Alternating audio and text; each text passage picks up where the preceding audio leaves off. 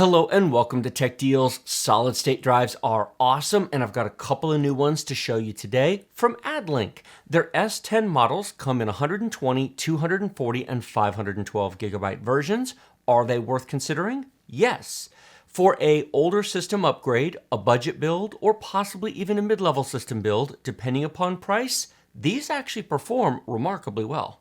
Linked in the video description below will be links to Amazon and Newegg for all the drives that I'm talking about in today's video. Please check current prices when you watch this video. All of my conclusions and analysis in this video are based upon the prices of when I filmed it. A few weeks ago, I filmed a video with my son upgrading his CyberPower PC from an i5 to an i7, and we installed one of these Addlink drives, the 500 gig version, into his machine. He needed more storage for games. They keep getting bigger and bigger.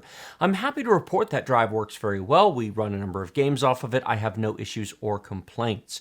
Performance-wise, these are very, very close to an 850 Evo. Not quite, but so close that you will never notice the difference outside of benchmarks. In fact, if I installed an 850 Evo and the 500 gig Addlink drive side by side in the same machine, put games on both drives and asked you to figure out which was installed on which, not only do I not think you could tell the difference, I don't think I could tell the difference, and I play with this stuff all the time. It's real close, and I'm genuinely impressed with how well these really perform. Now that's the 500 gig drive. Let's talk about the smaller ones. As SSDs get smaller, their performance drops off. And it's true here as well. The 120 is not as fast as the 240, which is not as fast as the 500. If you want more performance, buy a larger drive. There's fewer flash memory chips. Having said that, I've used a number of 120 gig drives. This may very well be the fastest 120 gig drive I've ever used. It is real close in performance to the larger drives and much faster than some other 120s that I've covered in the past.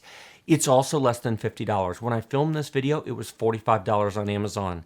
If you've got an older machine, if you've got an i5 2400 or 3450 or older, even a Core 2 Quad, absolutely that would be a good drive for $45 to basically breathe new life into your machine, make it much faster, much more responsive. You also might be doing a budget build, such as this Ryzen 3 over here. I'm going to do that. I'm going to put one of these Addlink drives into my $500 Ryzen 3 budget build that's coming up very soon. One point that I think is worth making abundantly clear, that is not a demo build or something just for the channel. I'm actually going to be using that machine downstairs with my kids. It's going to be the family gaming machine to go along with my kids' machines. I actually think that these are high performance enough to be used in a machine that I'm actually going to use on a regular basis.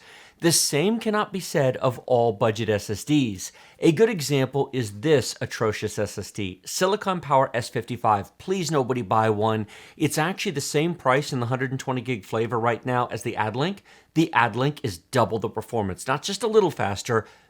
These Silicon Powers are terrible. The only reason I still have this is to be able to hold it up in videos and say, don't buy one. They're awful. I have two of them installed in older i5s. I will not be reusing them when I replace those machines with stuff like this, but I will be using the Addlinks because as I just showed you a minute ago, the performance is really good. I'm now going to start bringing up on screen a bunch of benchmark results. Now, these are new and updated from the video that I did a couple of months ago. That was done with Crystal Disk Mark 5. These are done with the new Crystal Disk Mark 6. So the benchmark results will be a bit different because they were all retested. You can see the big stack of them here. Furthermore, I also tested them on a different machine. All of these drives were plugged into the $900 i5 8400 CyberPower PC, so they're all tested on the same machine. If I test these on a different machine than I test those, the results are not fair and valid. So every result you're seeing in this video was tested on the exact same machine, on the same day, with the same build of Windows, with the same controller and everything.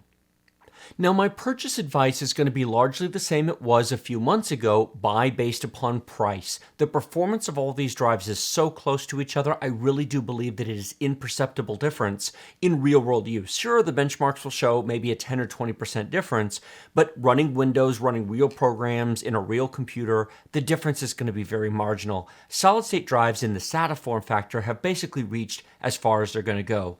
NVMe is a separate conversation, and I've got a video on that, but we're not talking about that in this video. There is, however, one other point I wish to reiterate. Cloning Windows from a hard drive to an SSD.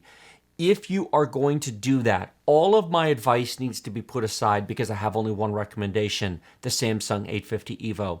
Samsung has their own proprietary drive cloning software. It works in Windows. It works the first time every time. I've used it multiple times. It's never failed to work on me. All the other SSDs come with some third-party cloning software. It often works. It sometimes doesn't. It often requires rebooting. Sometimes it requires BIOS changes and other things. It's a big pain in the neck. If you are doing a clean install of Windows, none of this applies. If you're adding a drive as a second drive, like I did with the 500 gig drive, none of that applies. But if you have a machine that has Windows installed on a hard drive and you want to move Windows from the hard drive to the SSD, forget everything else, spend the money, buy an 850 EVO. Their cloning software is a cut above everything else. I've spent too many hours and wasted too much time using the third-party cloning programs. Just buy the Samsung. It's worth the money for drive cloning.